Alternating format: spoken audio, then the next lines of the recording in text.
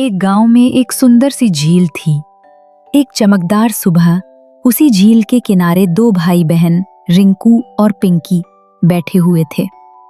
रिंकू बहुत ध्यान से अपना चश्मा साफ कर रहा था, जबकि उसकी छोटी बहन पिंकी पानी में पैर मारकर खिलखिला रही थी।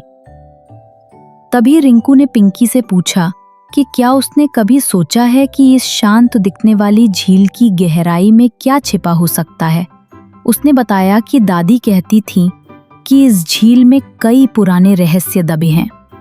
ये सुनकर पिंकी की आंखों में चमक आ गई। उसने पूछा कि क्या रहस्य का मतलब खजाना होता है और क्या उन्हें कोई चमकीला सोने का सिक्का मिल सकता है। रिंकू ने मुस्कुराकर समझाया कि शायद खजाना ना हो, लेकिन कुछ उससे भी ज्यादा दिलचस्प और रहस्यमयी चीज हो सकती है। दोनों ने फैसला किया कि वे उसी रात उस रहस्य का पता लगाने की कोशिश करेंगे। शाम ढलते ही गांव की गलियों में अंधेरा होने लगा और घरों में दिए जल गए। रिंकू और पिंकी हाथ में एक छोटी सी मशाल लेकर चुपके से झील की ओर बढ़ रहे थे। अंधेरा देखकर पिंकी को थोड़ा डर लगने लगा। उसने अपने भैया से कहा कि क्या इतनी रात में वहां जाना ठीक होगा। रिंकू ने उसे हिम्मत दी और समझाया कि वे बस किनारे से ही देखेंगे और डरने की कोई बात नहीं है। उसने पिंकी को उस रहस्य के बारे में याद दिलाया जिसके बारे में दादी बताती थी। झील के बीच से निकलने वाली एक रहस्यमयी नीली रोशनी का रहस्य। जब वे झील के किनारे पहुंचे तो वहां घना कोहरा छाया हुआ था। तभी, जैसा उन्होंने सुना था, झील के ठीक बीच से एक हल्की नीली चमक उठने लगी। दोनों बच्चे उसे हैरानी से देख रहे थे। अचानक पास की झाड़ियों से एक काली परछाई निकली। उस परछाई ने जंगल की तरफ इशारा किया और फुसफुसाकर कहने लगी कि असली रहस्य झील में नहीं, बल्कि पास के जंगल में छिपा है। बच्चे उस परछाई के बताए रास्ते पर चले तो एक पुराने डरावने बरगद के पेड़ के पास पहुंचे। रात के अंधेरे में वो पेड़ बहुत भयानक लग रहा था। उसकी जड़ें हिलती हुई महसूस हो रही थीं और पत्तों से सरसराहट की अजीब आवाजें आ रही थीं। पिंकी डर के मारे रिंकू से चिपक गई। उसी वक्त वो काली छाया फिर से प्रकट हुई और उन्हें कांटों से भरे एक और मुश्किल रास्ते पर जाने को कहा। लेकिन रिंकू को उस पर विश्वास नहीं हुआ। उसने सोचा कि जब चमक झील से आ रही है तो रहस्य जंगल में कैसे हो सकता है। उसे यकीन हो गया कि ये छाया उन्हें भटका रही है। रिंकू और पिंकी वापस झील की ओर लौट आए।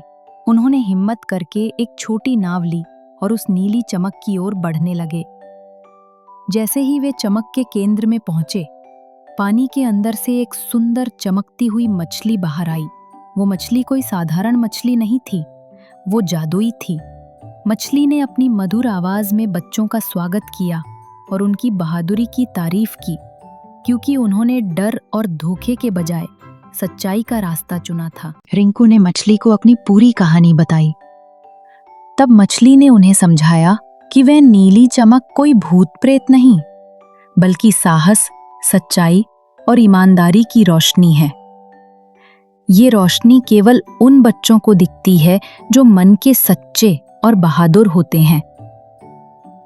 मछली ने सिखाया कि अंधेरा और रहस्य जैसी चीजें हमें डराने के लिए नहीं, बल्कि ये परखने के लिए होती हैं कि हम कितने सच्चे और साहसी हैं। रिंकू और पिंकी समझ गए कि असली रहस्य झील में नहीं, बल्कि अपने अंदर के डर पर जीत पाने में था।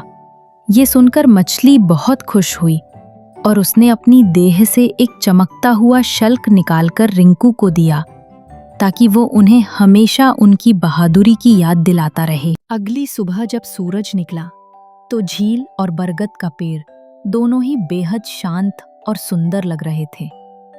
रिंकू और पिंकी घर लौट रहे थे। वे थके हुए थे, लेकिन उनके चेहरे पर एक सुकून और आत्मविश्वास था। दोनों भाई बहन समझ चुके थे कि उन्होंने झील का सबसे बड़ा रहस्य सुलझा लिया है, और वो रहस्य था अपने अंदर के डर को जीतना। रिंकू के पास उस जादुई मछली का दिया हुआ शल्क था, जो उन्हें हमेशा अपनी हिम्मत और सच्चाई की याद दिलाने वाला था। और इसी के साथ वे दोनों हाथ में हाथ डाले एक नए रोमांच के लिए तैयार थे।